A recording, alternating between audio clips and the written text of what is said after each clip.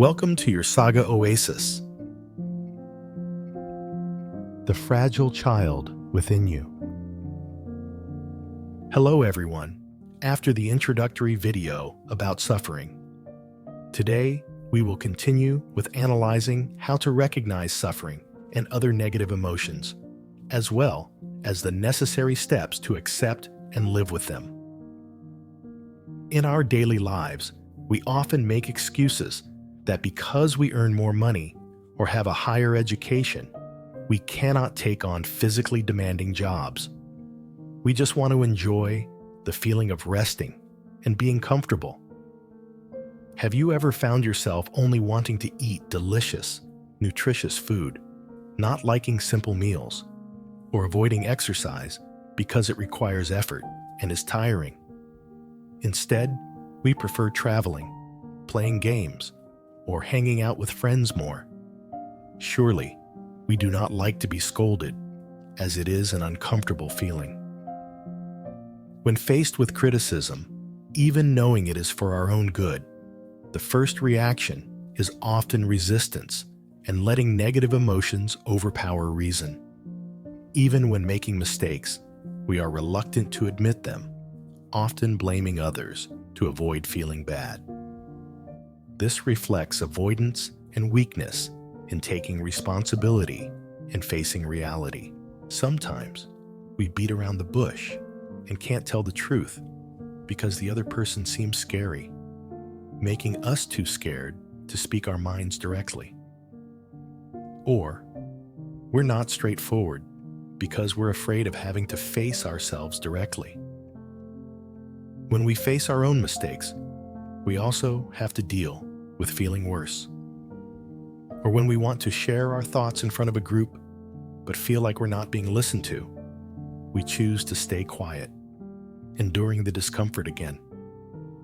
In busy situations, or when under work pressure, if someone asks us for help, even knowing it will make us more tired, we still don't dare to refuse. This isn't out of kindness, but because of our weakness, fearing to trigger negative emotions in others and ourselves. People often like to be praised and avoid criticism because praise brings a positive feeling, while criticism makes us feel uncomfortable. This is a natural, instinctual reaction. However, if we only seek praise and avoid criticism, we will cause ourselves suffering, as no one can be continuously praised, and everyone has weaknesses that need to be pointed out and improved. If we only want to be praised, it shows weakness because we are addicted to feeling good. There are two types of criticism. One that comes from bad intentions with the purpose of undermining us, and the other from love, not caring whether we like them or not, but wanting to help us live better. Therefore, we need to think deeply and maintain a calm mood to recognize and learn from criticisms, turning them into valuable lessons for the future. Getting angry when facing negative emotions is a sign of weakness, like a child powerless against unpleasant weather. We often don't know how to receive criticism calmly. Instead, we lose control and react negatively, showing a lack of ability to face and learn from criticism.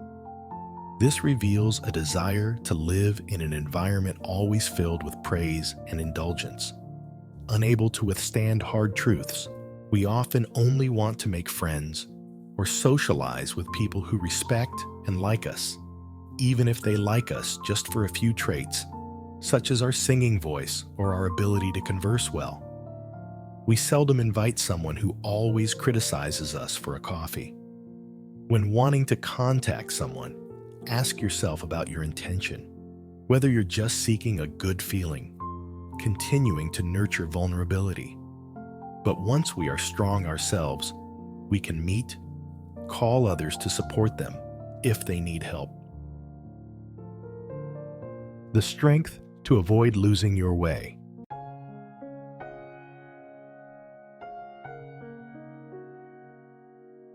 The process of human consciousness development from childhood to adulthood can be divided into three main stages. In the first stage, as children, we often seek positive emotions and avoid negative ones, always wanting to be indulged with sweets, toys, and pleasures. As we enter society, the second stage, we learn to minimize positive emotions and accept more negative ones, realizing that difficulty is an unavoidable part of life, from work to personal relationships.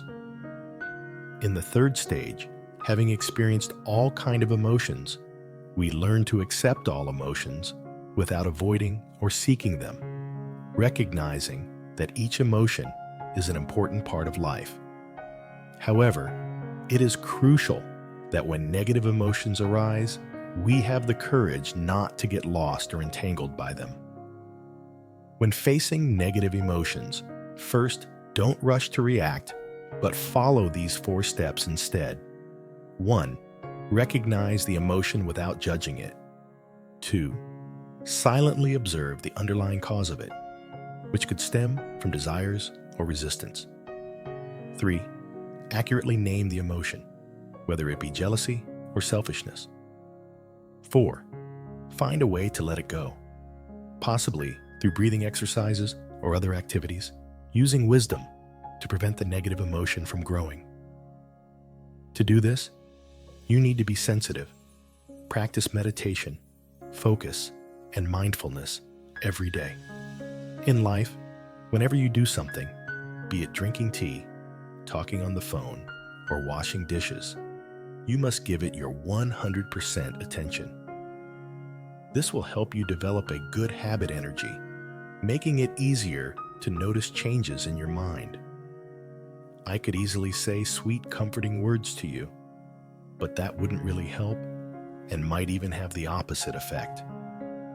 So after today, you might find yourself loving those who have caused you pain before.